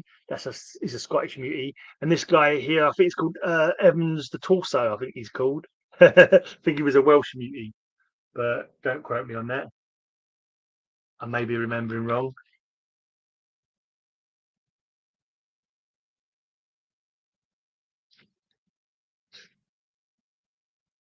Yeah, there was Time Twisters and Farg's Future Shocks, which were like one-off stories, which were fun. Oh, I'm nearly out of bags. I'm nearly out of boards. 2 boards left. But what I think I'll do, I think I'll continue to finish off the ones that are in this box. I don't see much point in.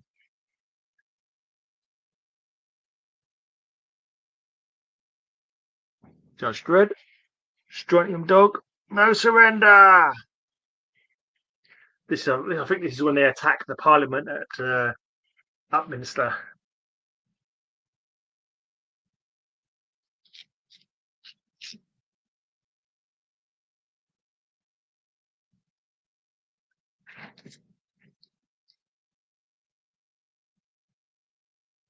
Judge Dredd.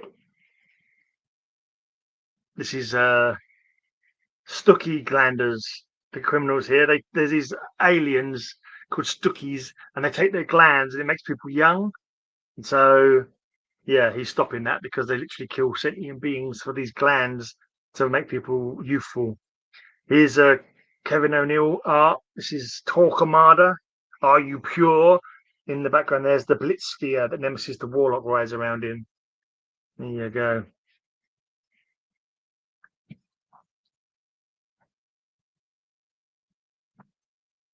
Who remembers this film? I had a poster of this on my wall. I remember seeing this, Clash of the Titans. I went to see it in. We was on holiday in Kent, and I went to see it in Canterbury Cinema. Unless I had the poster on my wall for years. I think I still might have the poster around somewhere. Oh, where's that other box of? Oh, look at that! Bloody heavy they are. When I saw the postage for it, I thought that's taking the piss in it, charging that for postage. But when the box turned up, when I felt how heavy it was, I was like, oh no, fair enough. Fair enough, you're probably right. It was like £10 each for 100, which I thought was great value actually.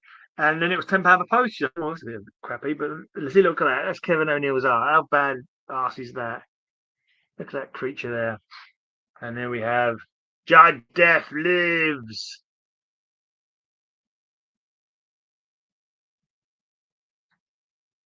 Here's Nemesis the Warlock. That's what he looks at when he's outside of his split sphere ship.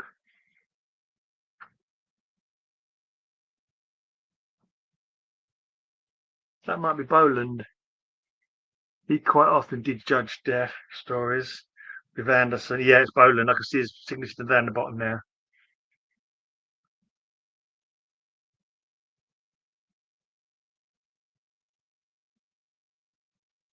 So the way he drew Boland, so the way Boland drew Anderson with her tight trousers around her bum, I say, it fairly made a fellow feel rather heated back in the day. But here we are. One of the best covers ever. Dark Justice. Boland all over. Look at that. And that Batman Who Laughs, total rip-off of Judge Death. And here we have the Mean Arena. Whose art is that? It might be Steve Dillon. If I had to guess, I'd say Steve Dillon, but don't quote me on that at all.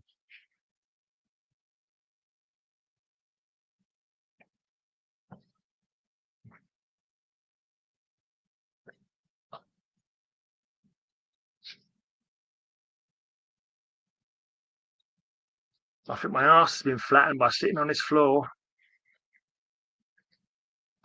But look at that. How's that for a cover? I think I might have a double of this. If anyone wants to trade some American comics with some British comics, let me know. Here's the Meltdown Man. Ooh, how torn is that cover? Oh, that hurts. Firing off a blinking nuclear bomb to get himself back to his own dimension. And here's your fave, Rogue Trooper. I think Cam Kennedy was the artist on a lot of Rogue Trooper. This might be a Cam Kennedy.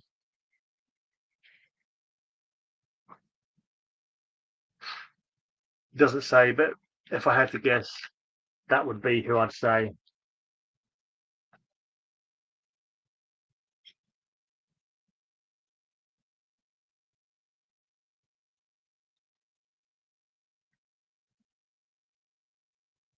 Oh, right. I don't have number 229.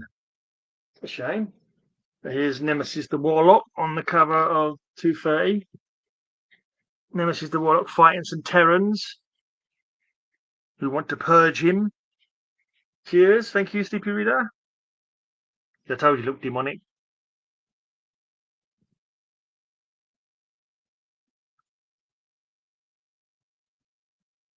It's another good, the Nemesis the Warlock stories. Another good one to check out.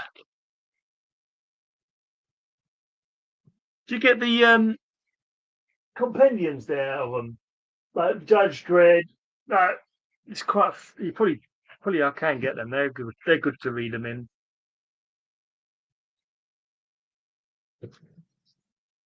It's another one. Might have to show this on Tanks Week when it comes up on Cover Slingers. Rogue Trooper again.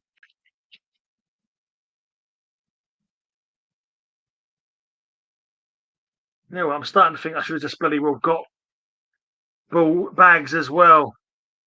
And I'm wasting my time by bloody well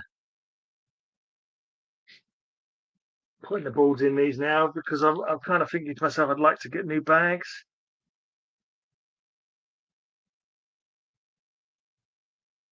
So now I'm wondering, should I bother taping them down?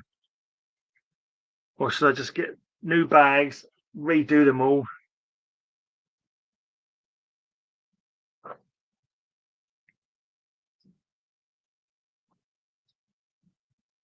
It's Dread, old stony face.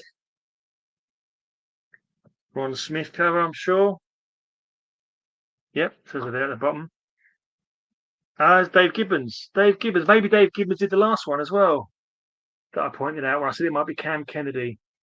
In fact, yeah, I think it probably was Gibbons, actually. I'm thinking of Kennedy's style, a little bit different. Yeah, Dave Gibbons.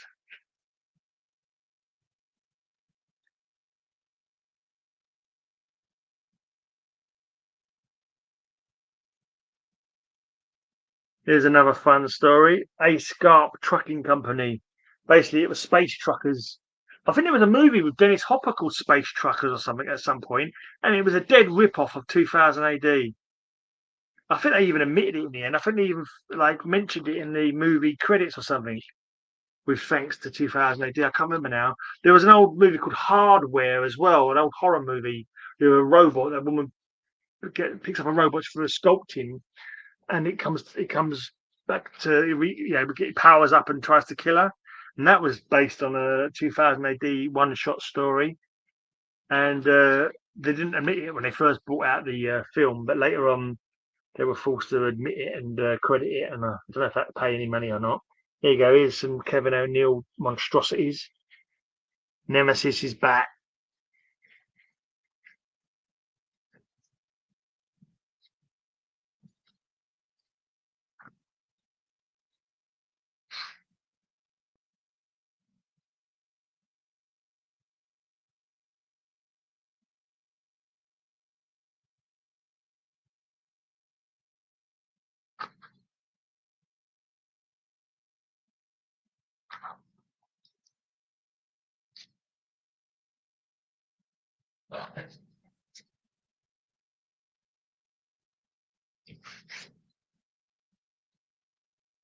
There's Kevin O'Neill, Torquemada and Nemesis fighting on a bridge. Some mad architecture.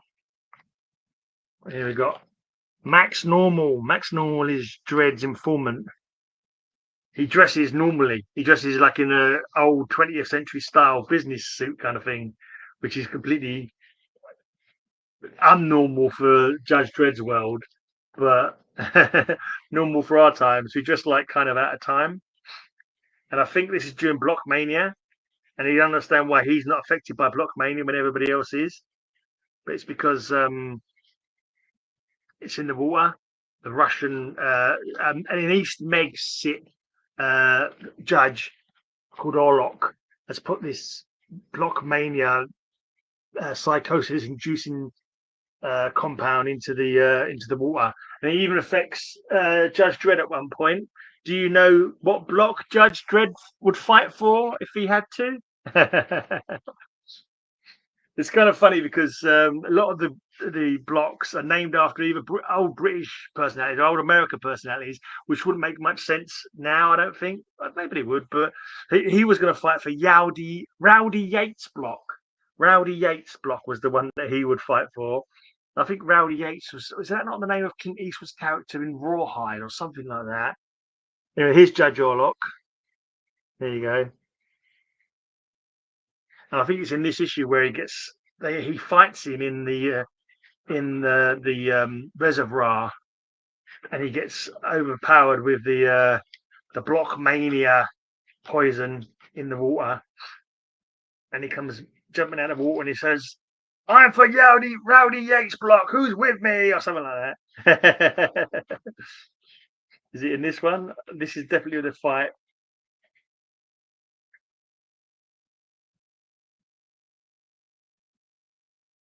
No, he doesn't seem to be here. Maybe it's in the next week's one. No, this is where Judge Giant gets killed. That's sad. Judge Giant is the son of another character called Giant who was in the Mean Arena story strip. Then later on, his son becomes a judge. That's one of the sort of small ways in which sometimes these stories cross over, although they're not all officially in the same universe.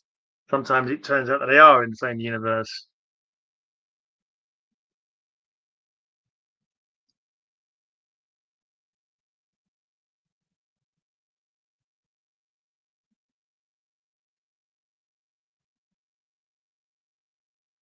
Ah, trying to get in without the corners being turned. Fine. No, that's just going to rip the corner, you idiot. Right, let's put this in here like this to cover this corner up. And then try and stick it in. And then take that out and see if the corners stay down.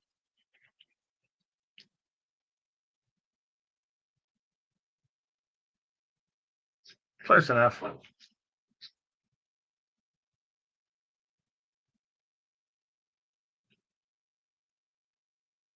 Well, I'm going to see if I'm going to have a look at the Judge Dredd story again to see if he fights for it, Rowdy Yates or not. Here's the Mean Arena. What was the E? These aren't the Southampton Sharks. They've got fins on their head, so it looks like they could be the Southampton Sharks team. But I'm not too sure what they've got E written on their chests. But that was the thing with Mean Arena. They'd cut off whole cities and they'd be put over to the Mean Arena game. Edinburgh Executioners. Okay, I don't remember that storyline.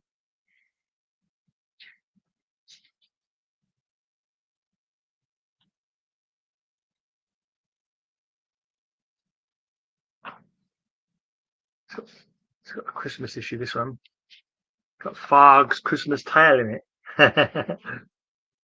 The Dictators of Zrag have kidnapped Santa Claus.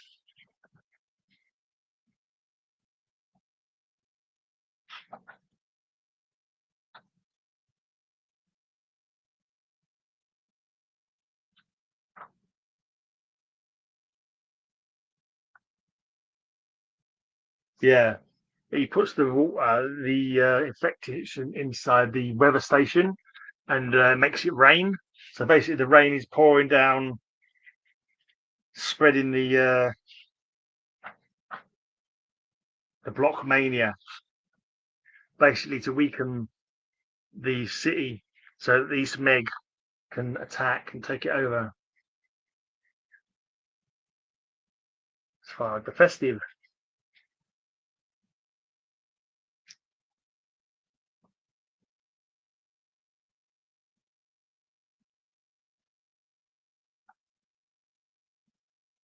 So when there's Ace Garp, GBH is what are they called in this because in Ace Garp trucking company they spoke in CB radio kind of language, but it was like a space CB radio, so there were like 1010 and stuff like that, and they had different names for different things. I can't remember the name what the bodyguards were called. They had some kind of name for them. But GBH was the bodyguard of the ship. I think Freak the Geek was the mechanic.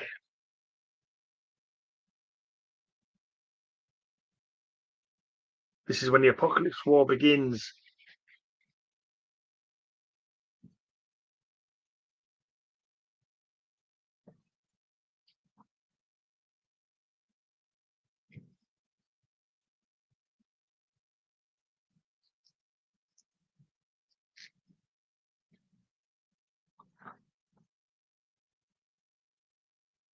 Oh, my legs are killing me now.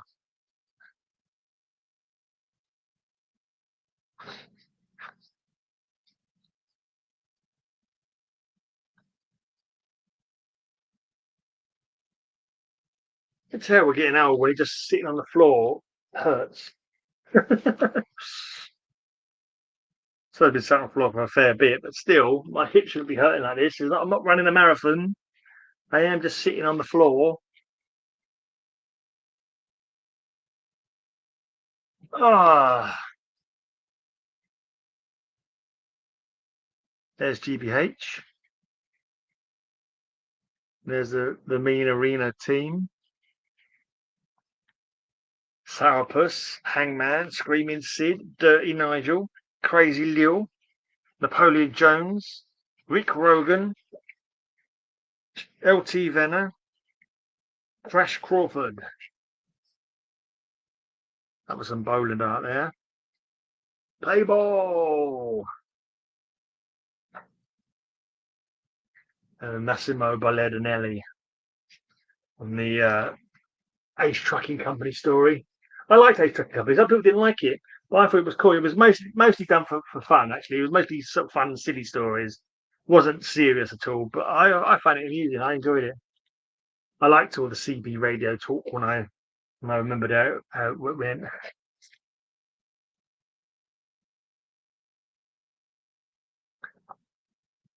That looks supposed to look like Stalin, this guy from East Meg.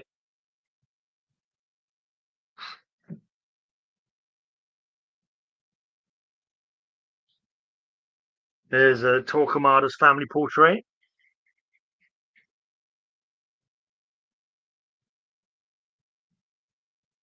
They're rather a gruesome family.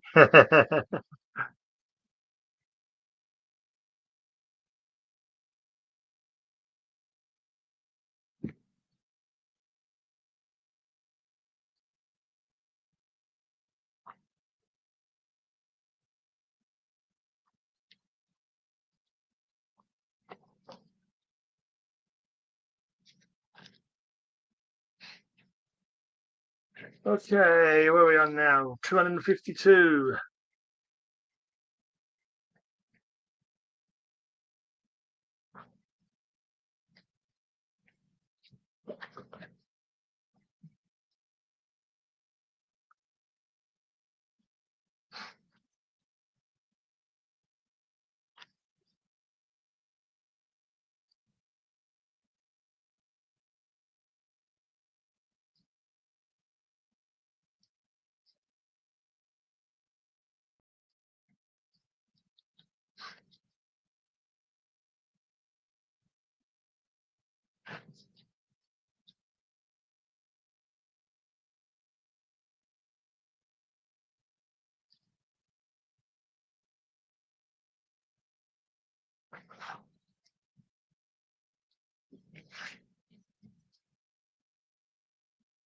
Come on.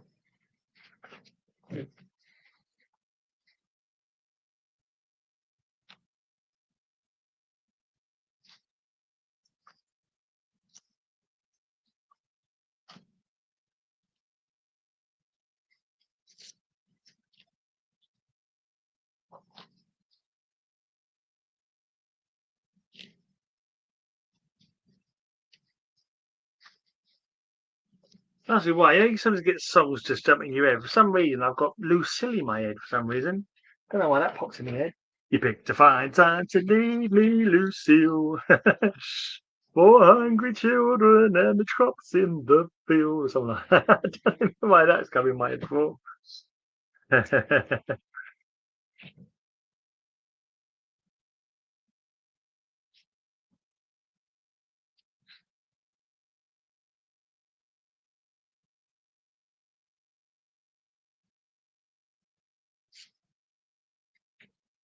Yeah, Mascara art.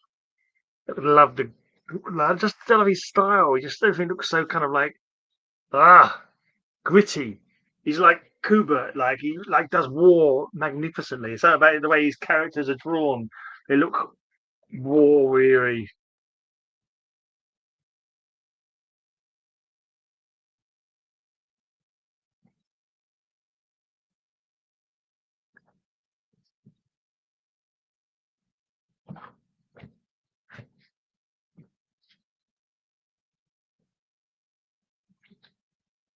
If I remember rightly, this spider, Torquemada, has inhabited the spider's body.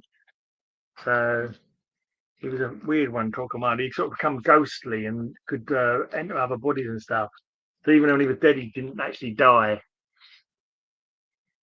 It's a very interesting concept. Whole story. There's Robo Hunter back. Frog 260.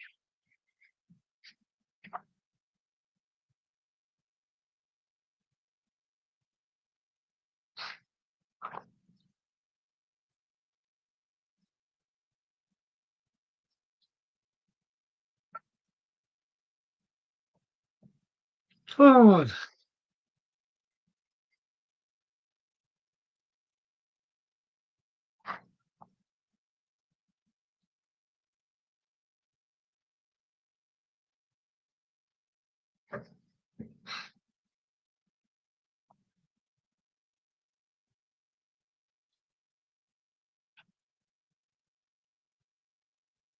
Nice rogue trooper on the back.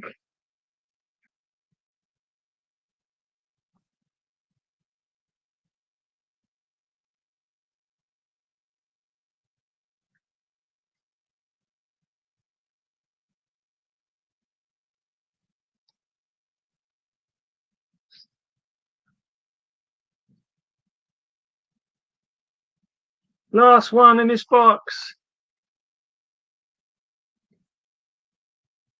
Both Robo Hunter covers. They were Ian Gibson as well, I'm sure, the art on these ones. Yeah, pretty sure I recognise his style. I forgot he did Robo Hunter actually. He did do a lot of Robo Hunter. The early ones of Robo Hunter were all Ian Gibson. I think he died. Another one died recently, sadly.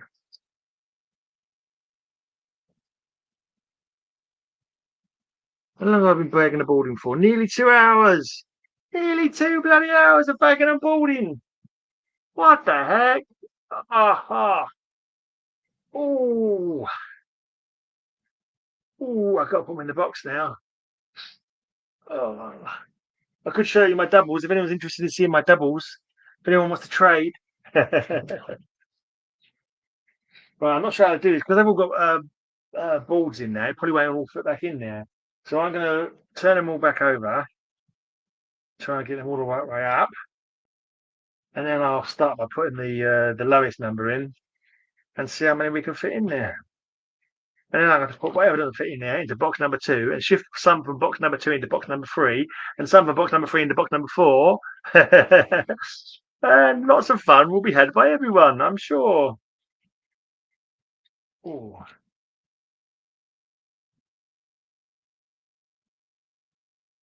Oh, literally, body is hurting, man. Well, I'm not going to take these now. Oh, I've done 2 hours just putting them.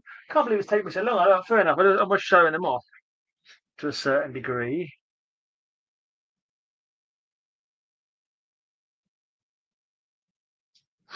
But I didn't think I'd be 2 hours doing this. Blimey.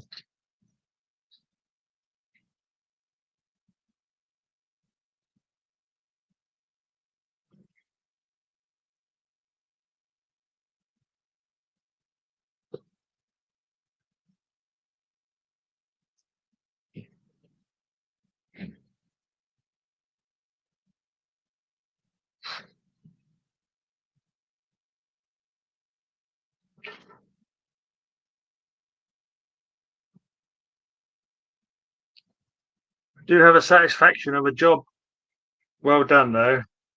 I do like doing stuff with my comics, bagging and boarding or shuffling them around or going through them. I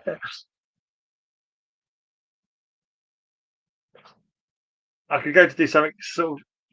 How have I not put a board in that one? How did that manage to escape? Must have been. How could that escape? I even showed this one off. I didn't put a board in it. What a volley! That's weird. How did I manage not to put a board in that one? What a volley!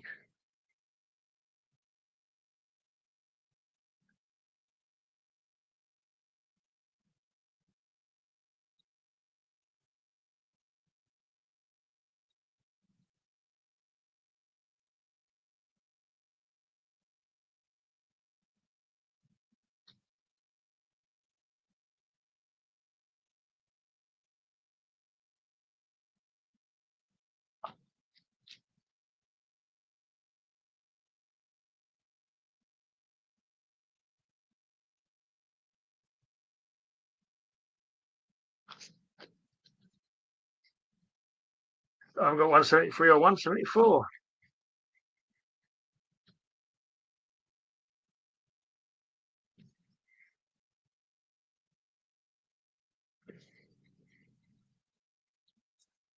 Right, I think I'll end this now. It's coming up to 2 hours, and everyone's two people are watching aren't chatting, so I can watch something else while I'm doing this. Like put a video on or something and watch something while I'm finishing putting these away. So cheers for watching. Cheers for the people who came in and engaged. Muchas gracias. And see you on Covers Lingers, folks, hopefully. Check out all my lovely advert videos. Bye. Have a great, amazing day. And until next time, may all your news be good news.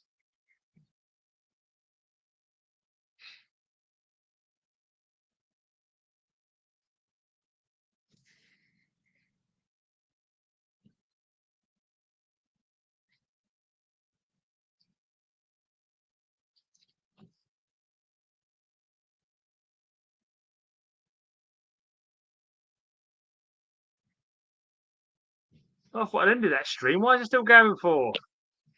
Ah, it's telling me it's not ended.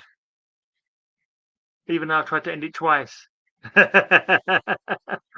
No, come on. You can't end the stream, surely. Oh my god, an error occurred. Is this still going on or not? I need to go and check my camera, see if it's going on or not. If the camera's still on.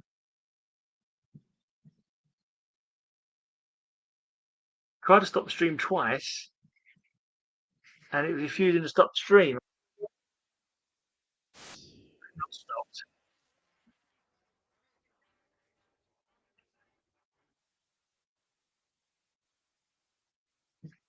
Not stopped. Come on, oh, come on. It's still going. I can't believe it's still going. I tried to stop it twice. Ah,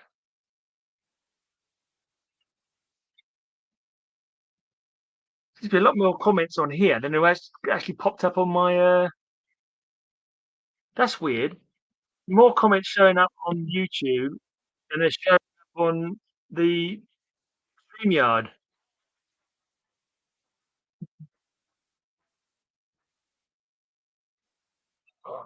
Oh, oh, my legs.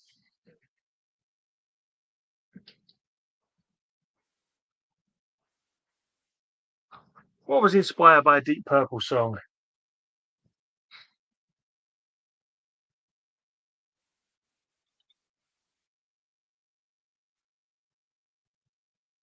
Yeah, that's what's going on with this car. I tried to stop it, and he won't stop. I tried twice to end the stream. He won't stop. I wonder if I come out of the StreamYard, it will.